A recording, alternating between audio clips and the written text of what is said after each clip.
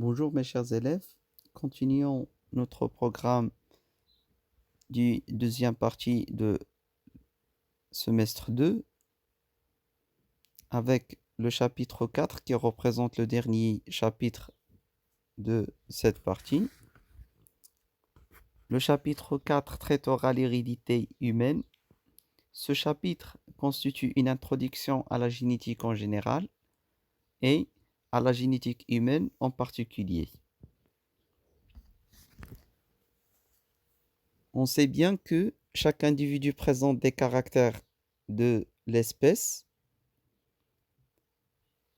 mais avec des variations qui lui sont propres. C'est le résultat de l'expression de son programme génétique. Les cellules de l'organisme, à l'exception des gamètes, possèdent les mêmes chromosomes. Les mêmes chromosomes que la cellule œuf dont elles dérivent par division successive. Et chaque individu issu de la reproduction sexuée, il possède un programme génétique qui contribue à le rendre unique. Ce programme génétique détermine tous les caractères héréditaires de l'individu. Les caractères héréditaires peuvent être d'ordre morphologique, c'est-à-dire de l'aspect externe de l'organisme, ou bien anatomique, ou bien physiologique, ou autres caractères. On ne va pas les détailler durant ce chapitre, mais on va prendre uniquement quelques exemples.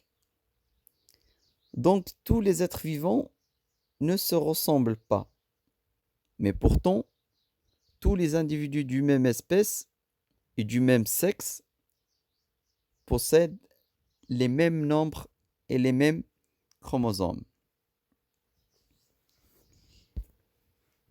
On commence notre chapitre par déterminer d'abord les objectifs du chapitre 4. On va essayer de déterminer quelques caractères héréditaires. Deuxièmement, on va mettre en évidence le rôle des chromosomes dans la transmission des caractères héréditaires par la succession des générations. Et on va expliquer la manière de transmission de quelques caractères héréditaires à titre d'exemple. Et dernièrement, on va voir le clonage et la consanguinité et quelques maladies héréditaires. On commence à la barakatillah par une introduction générale dans laquelle on peut dire que les chromosomes contenus dans le noyau cellulaire sont le support de l'information génétique qui contrôle les caractères héréditaires de l'individu.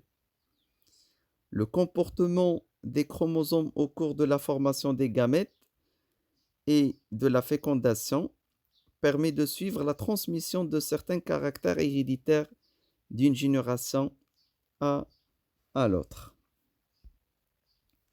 Les questions qui se posent ici: où se localise le programme génétique au niveau de la cellule?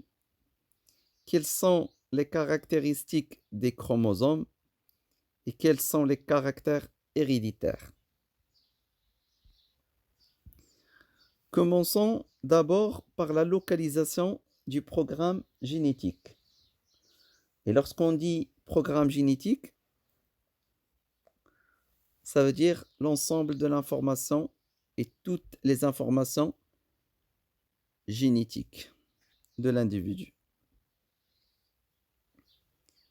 On va écrire: les parents transmettent à leurs enfants des informations génétiques responsables des caractères génétiques au cours de la reproduction sexuelle. Les questions qui se posent: où se localisent exactement les informations génétiques dans la cellule œuf et dans toutes les cellules de l'organisme? Définissons maintenant qu'est-ce que ça veut dire le programme génétique. On veut dire par le terme programme génétique l'ensemble des informations génétiques d'un individu qui détermine ses caractères héréditaires.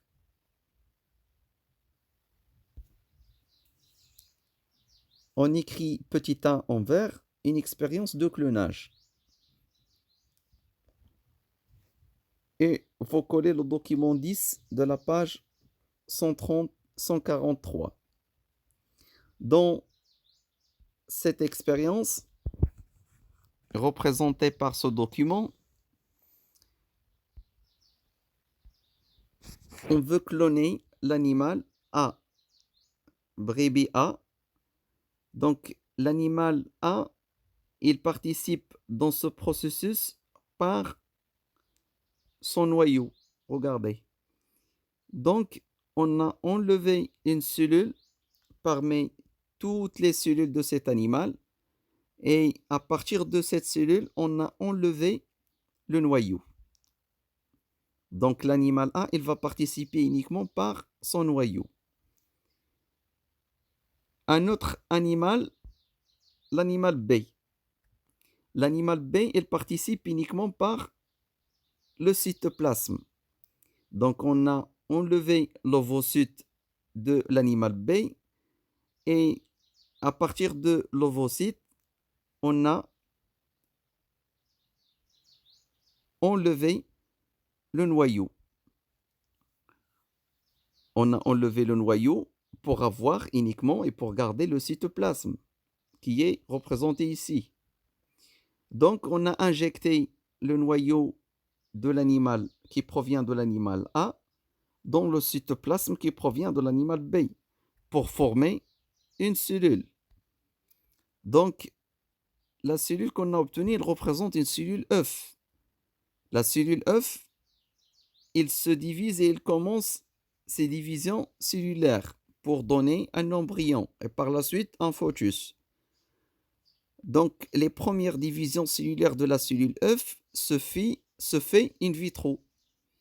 Et par la suite, on a injecté l'embryon dans un animal C. L'animal C, un autre animal qui peut être différent de A et de B. Mais il doit être de même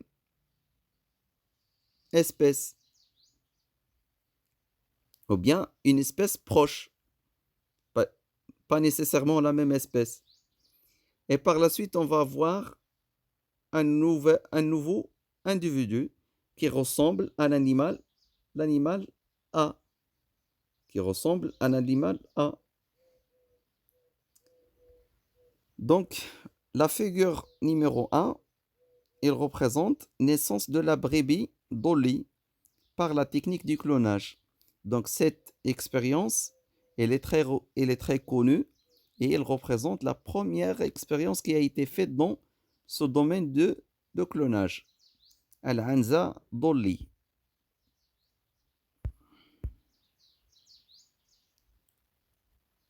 On continue. Donc, on va écrire directement après la figure numéro 1 les étapes du clonage. La première chose, extraire un ovule d'une brebis et retirer le noyau. Donc, l'animal, ou bien le premier animal, il participe par le cytoplasme. Entre parenthèses, on a écrit donneur du cytoplasme, le support du noyau, le support de l'information génétique. Deuxième étape, extraire un noyau à partir d'une cellule mammaire de l'animal à cloner. Troisième étape, transférer le noyau dans l'ovule pour avoir une cellule œuf. Et par la suite, numéro 4, la cellule œuf se transforme en embryon in vitro. Et la transformation de la cellule œuf en embryon, ça veut dire les premières divisions cellulaires de la cellule œuf. Cinquièmement, transférer l'embryon dans l'utérus de la mère porteuse, qui peut être soit l'animal A, ou bien l'animal B, ou bien un autre animal. Et numéro 6, naissance d'un individu cloné. Et vous avez ici l'exemple de la brebis Dolly. On va essayer maintenant de définir le terme clonage.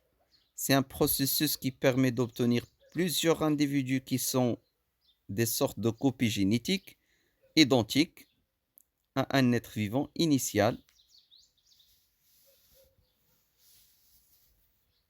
On l'appelle organisme ou bien à de l'organisme cloné. Petit 2, les chromosomes.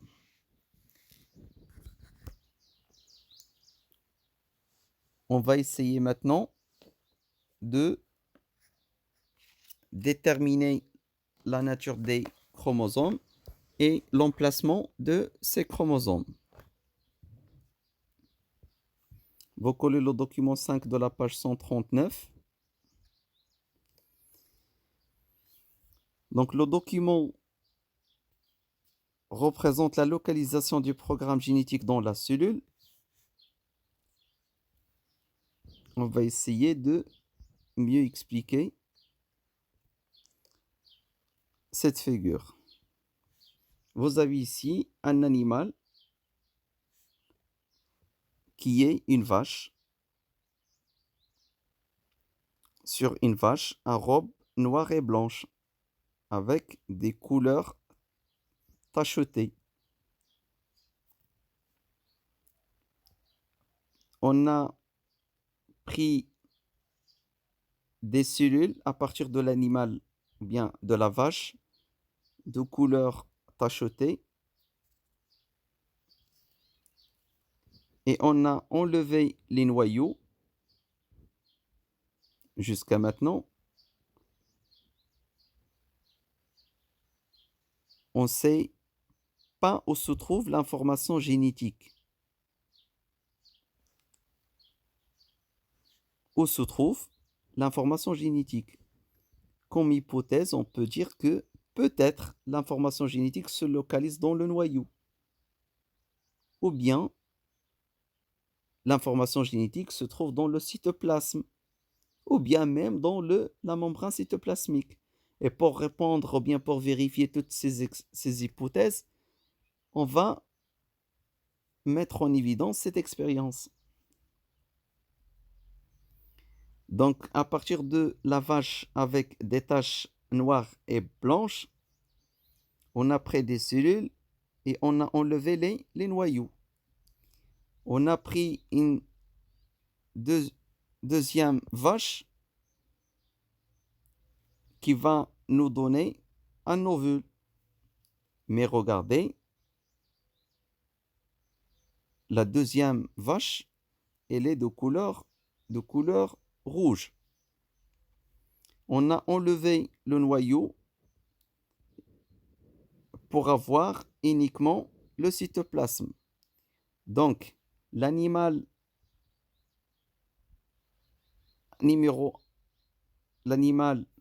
c'est-à-dire la vache qui a des taches blanches et noires, elle va participer par le noyau.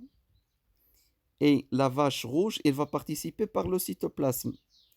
Et on va injecter le noyau qui provient de la vache noire et blanche dans le cytoplasme qui provient de la vache rouge. Et on va voir qu'est-ce qu'on va obtenir à la fin. Est-ce qu'on va obtenir une vache rouge? Ça veut dire que l'information génétique se trouve dans le cytoplasme.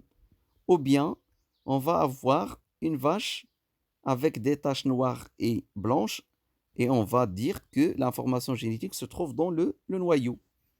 Donc, à la fin de cette expérience, on a obtenu une vache de couleur noire et blanche.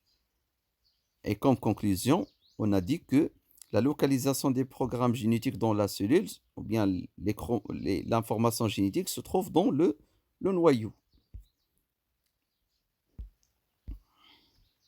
Le programme génétique est donc localisé dans le noyau de chaque cellule. C'est ça la conclusion qu'on peut tirer à partir de cette expérience.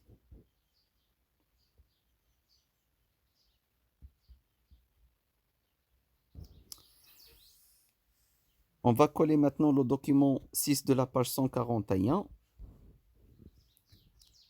Figure numéro 3, chromosome, ou bien des chromosomes dans le noyau d'une cellule, une vue microscopique. Je précise ici une chose très importante, c'est que les chromosomes ne sont visibles dans la cellule que pendant la division cellulaire.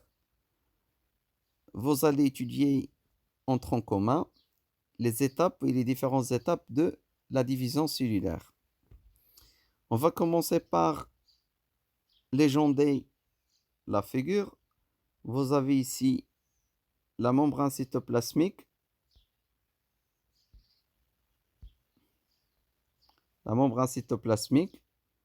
le noyau et un chromosome.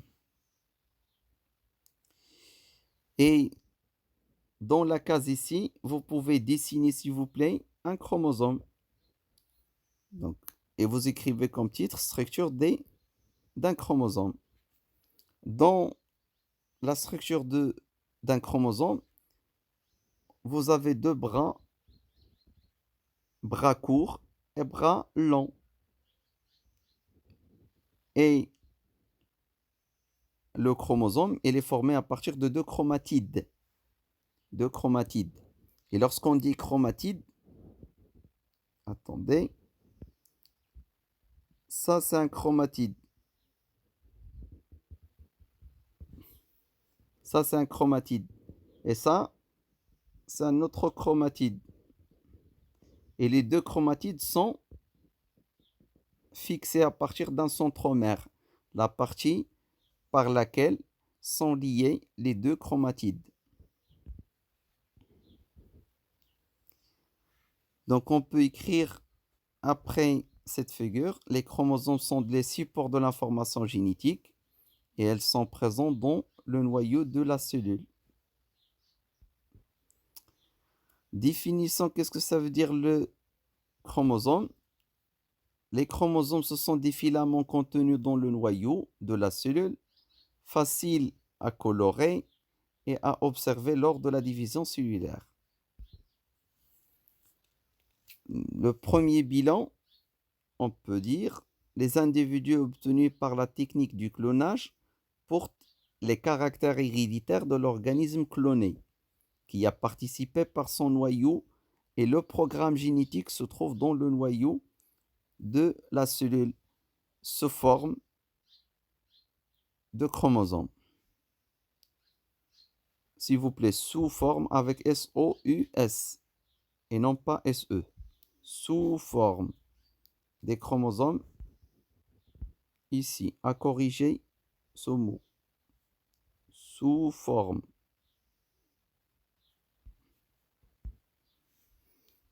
des chromosomes.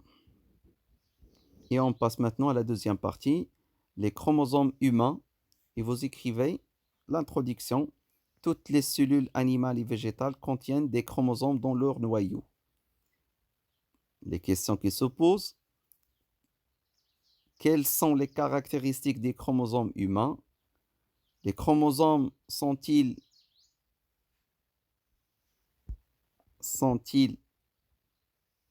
vous ajoutez un T, sont-ils identiques chez la fille et chez le garçon? Quelle est la relation entre les chromosomes et l'information génétique? Merci.